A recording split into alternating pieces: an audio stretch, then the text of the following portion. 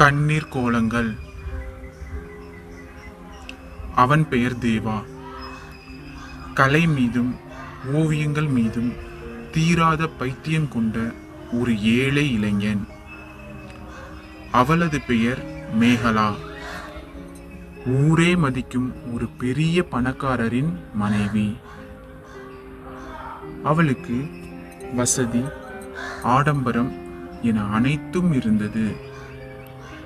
ஆனால் அவளது கணவனின் கடுமையான குணத்தாலும் அதிகார தோரணையாலும் அவளது வாழ்க்கை ஒரு சிறைக்கூடம் போல மாறியிருந்தது. ஒருமுறை நகரில் நடந்த கலை கண்காட்சியில் மேகலா தேவாவின் ஓவியங்களை பார்க்கிறாள்.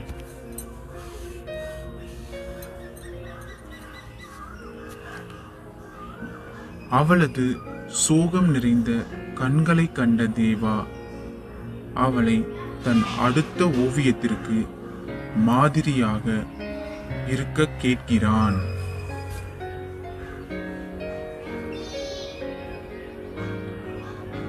தன் மன அழுத்தத்தில் இருந்து விடுபட நினைத்த மேகலா அவனது ஓவிய கூடத்திற்கு வர சம்மதிக்கிறாள். நாட்கள் நகர நகர ஓவிய கூடத்தின் தனிமையில் இருவருக்குள்ளும் ஆழமான உரையாடல்கள் தொடங்குகின்றன.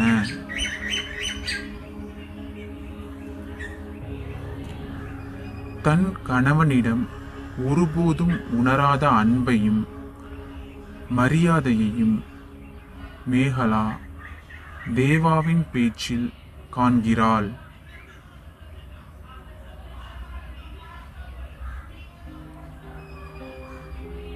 ஒரு நாள் மாலை பலத்த மழை பெய்து கொண்டிருந்தது.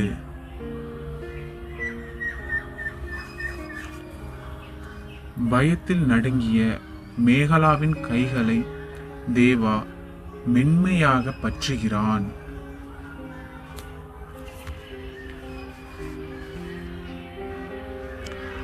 அந்த தொடுதலில் காமத்தை விட அவளை பாதுகாக்க நினைக்கும் ஒரு தூய்மையான காதல் மட்டுமே இருந்தது.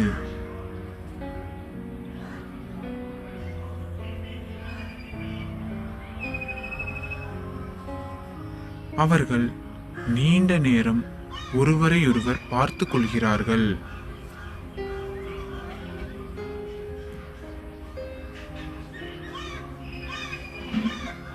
வார்த்தைகளின்றி இருவரின் இதயங்களும் காதலால் பிணைக்கப்படுகின்றன.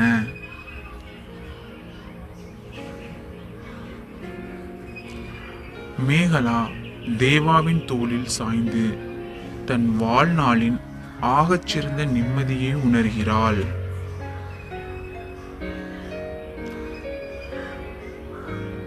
ஆனால் இவர்களின் இந்த தூய்மையான காதல் மேகலாவின் கணவனுக்கு தெரிய வருகிறது.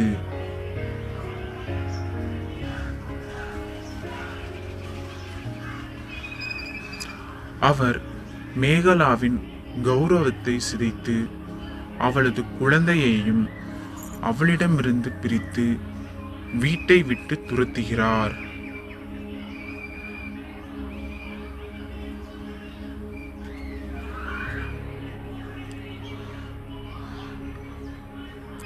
அழுது கொண்டே தேவாவின் ஓவிய கூடத்திற்கு வரும் மேகலாவை தேவா தன் கரம் பற்றி தாங்குகிறான்.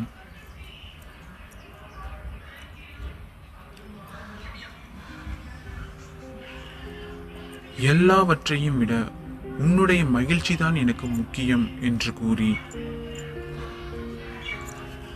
அவளை தூரத்து ஒரு கிராமத்திற்கு அழைத்துச் சென்று புது வாழ்க்கையை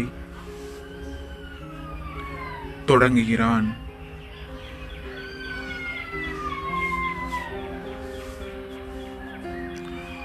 அவர்கள் அமைதியாக வாழ்ந்தாலும் தன் குழந்தையை பிரிந்த ஏக்கம் மேகலாவை தினமும் உள்ளுக்குள் கொன்றது.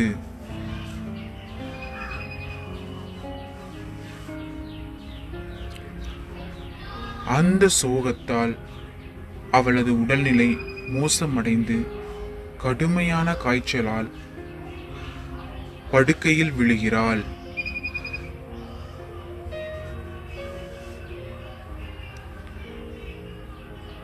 தன் கடைசி நிமிடங்கள் நெருங்குவதை உணர்ந்த மேகலா தேவாவின் கைகளை பிடித்துக்கொண்டு, தேவா, சமூகத்தின் பார்வையில் நாம் தப்பு செய்திருக்கலாம். ஆனால் உன்னுடைய இந்த தூய்மையான காதலை அடைந்ததற்கு நான் புண்ணியம் செய்திருக்க வேண்டும்.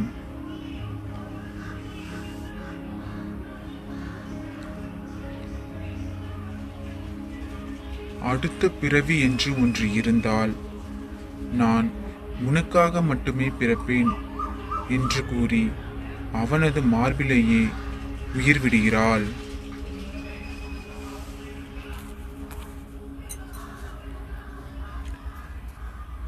தேவா அவளது உடலை கட்டி அணைத்து அழுது கொண்டே உறைந்து போகிறான்.